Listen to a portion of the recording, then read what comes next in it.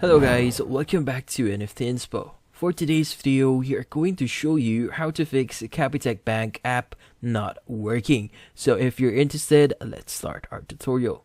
Now, first thing that we could do here or to try in resolving this is first thing that you have to do is check if there are any updates from Capitec Bank.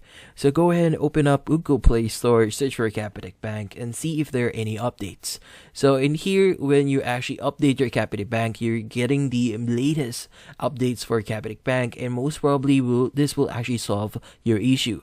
Now, if this doesn't actually solve your issue or there's no updates on Capitec Bank, the next thing that you could do here is clear some settings in your Capitec Bank.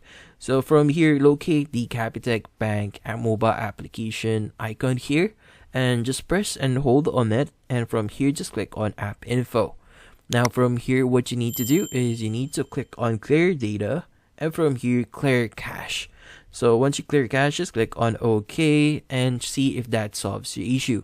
Now, if that doesn't solve your issue, the next thing that you could do here, just click on clear all data and try deleting all data that you have on your Capitec mobile app here.